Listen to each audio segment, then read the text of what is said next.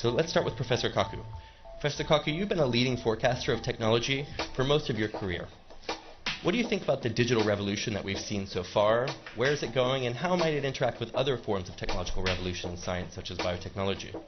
Well, in the coming years, computer chips will cost as little as a penny. That's cheaper than garbage, cheaper than scrap paper. So computer chips will be everywhere and nowhere, including our contact lenses. So when we put on our contact lenses and blink, we will go online. And who were the first people to buy internet contact lenses? College students taking final examinations. This means that my students will blink, and they will not have to memorize all the things I've been talking about. This is going to revolutionize education, because we cannot force students to memorize things that they can simply blink and get. And then if you feel sick, you will blink and see RoboDoc.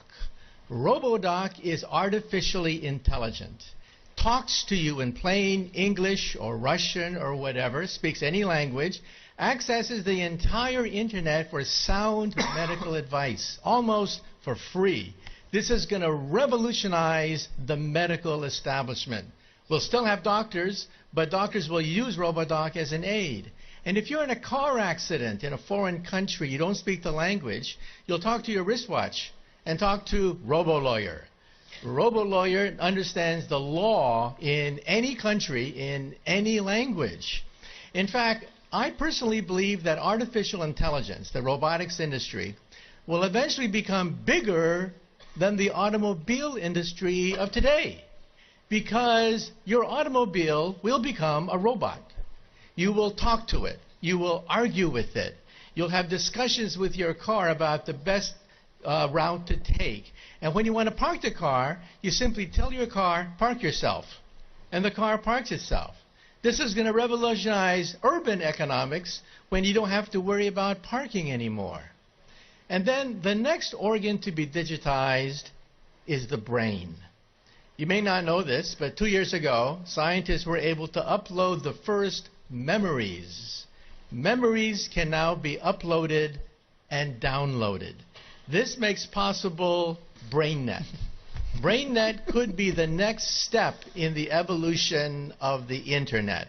Instead of zeros and ones, instead of text, you'll put emotions, feelings, sensations, memories. Teenagers will go crazy. Teenagers put happy faces at the end of every sentence. Why bother to do that when you can put the emotion of your first dance, your first kiss, your first whatever, right there on the internet? And so in the future, when you walk into a room, you will mentally command the internet. You'll take dictation mentally. You'll turn things on, turn things off, communicate with other people. People will think of you as a wizard of some sort, mentally communicating with everything around you. That's BrainNet. And then biotech is being digitized now. We can create a human body shop. We can create from your own cells, so there's no rejection mechanism. We can create skin, bone, cartilage, noses, ears, blood vessels, heart valves, bladders, complete windpipes can be grown in the laboratory. The next organ to be grown, by the way, is the liver. So for all you alcoholics in the audience, take heart. We may be able to grow your next liver. So even the economy is now being digitized into something I call perfect capitalism. You see, capitalism is based on supply and demand. But you don't know who's cheating you when you buy something. You don't know what the profit margin is. In the future, your contact lens will scan everything in a store, tell you who's cheating you, tell you who has the best product, what is the profit margin on every single thing that you can scan with your contact lens. And so capitalism becomes perfect. Perfect supply and demand. This means that there are winners and losers. The losers will be middlemen. Because why did Amazon become so big? Why did Airbnb, why did Uber become so quickly so large? Because they digitized the middlemen. So I tell my friends, if you want to become a billionaire, take an industry. Take any industry.